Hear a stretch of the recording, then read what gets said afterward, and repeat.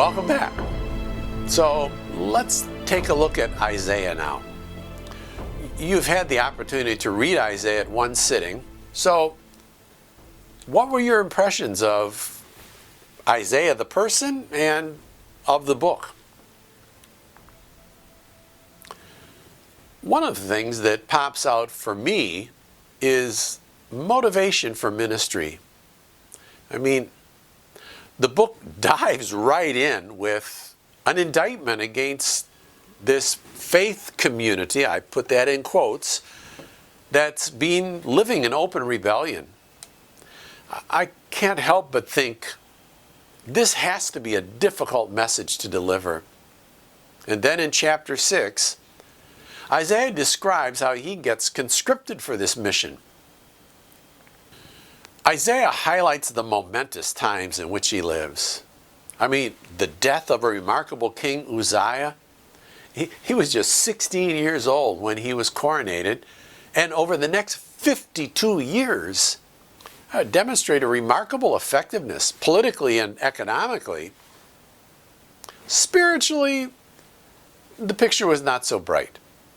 Syncretism was rampant in society, and the chronicler reports in chapter 26 that Uzziah's fame was spread far and wide, for he was greatly helped until he became powerful. Then verse 16, but after Uzziah became powerful, his pride led to his downfall. He was unfaithful to the Lord his God.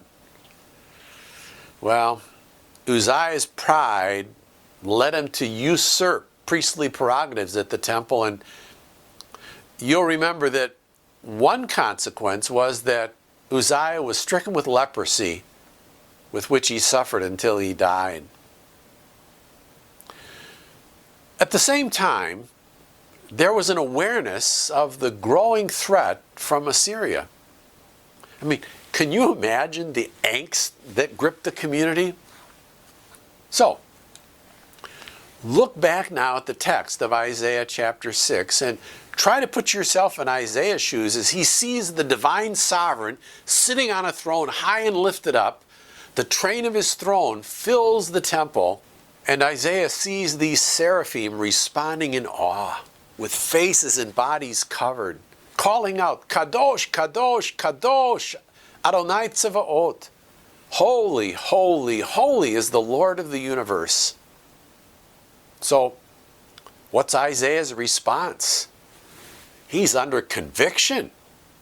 Look at the text, verse 5. Woe is me, for I am lost. And that's followed by a confession. I'm a man of unclean lips. I dwell in the midst of a people of unclean lips, for my eyes have seen the King, the Lord of the universe. But then what's reported in verses 6 and 7? Right. Cleansing. Isaiah, your guilt is taken away. Your sin atoned for, not swept under the rug. God doesn't look the other way.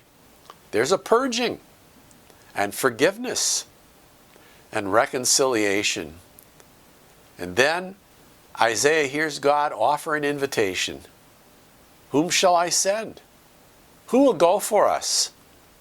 That verse is inscribed on the cornerstone at the entrance of Bethel Seminary in St. Paul. And without missing a beat, Isaiah responds in self-consecration. Did you hear that? Here am I. Send me. And then Isaiah receives his commission from God. Go, say to this people. There you have it. Isaiah's motivation for ministry. This is what fosters courage and perseverance when it gets messy, and patience when God's timing seems to be a bit off. Well, Isaiah is being called a number of things. He's being called the Prince of the Prophets because the book is seen as a theological masterpiece. He's being called the Messianic prophet because of the clarity of his presentation of the Anointed One. He's referred to as the evangelistic prophet because of the straightforward presentation of the good news. He's also called the international prophet because he understands and he teaches that the promised covenant is gospel for a full range of Gentile nations as well as for Israel and Judah. And so, preaching, as he does, in the 8th century BC, Isaiah is commissioned to explain that the covenant community as they knew it was about to be overwhelmed by Gentile power. This was not just a political crisis, it was a theological crisis. And this crisis occasioned a fresh call to renew the commitment to the covenant relationship. Though God's glory and holiness were tarnished by his rebellious people, there can be no doubt that he would be vindicated as sin was judged and a righteous remnant was blessed to be a blessing. This provides for a steadfast hope, a confidence, a full expectation of ultimate reclamation and restoration. Chapter 1, chapter 7, chapter 10. All accomplished through the work of the Messiah. Look at Isaiah 9, 1 and 2, Isaiah 11, the first 16 verses. Isaiah 52, 53 we'll look at in a bit. So, let's think for a few moments about the question of authorship.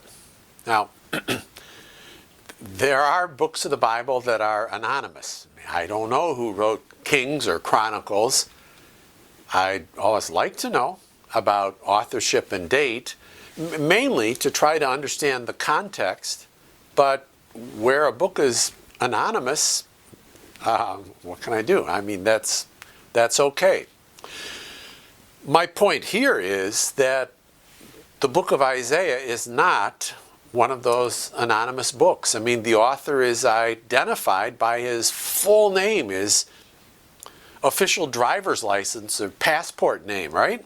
Look at Isaiah 1:1. It's Isaiah ben Amoz. You know, ben Amoz is the Hebrew version of the Aramaic, like Bar Jonah. Remember Simon Bar Jonah? It's Simon the son of Jonah. It's a lot like the Scandinavian Johansson or Franson or the Irish O'Malley or O'Flanagan. So this can't be read simply as an epithet. Salvation is Yahweh's, or Yahweh is salvation, Yishayahu. So check it out. The author's full passport name is not only in 1:1, but look at chapter 2, verse 1, chapter 7, chapter 20, chapter 37, chapter 38, 39. Well, you get the idea. I just can't shrug it off now, can I? And the historical prophet is mentioned in 2 Kings 19 and 20, and 2 Chronicles 26 and 32, and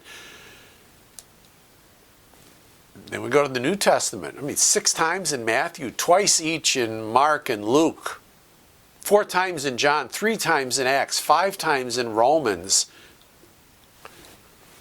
There was an historical Isaiah. So I still come back to the question, so what? What difference does it make whether one holds to one author of Isaiah or 2 or 3 or more? What are the key issues? That's what we'll take up next time. See you in a bit.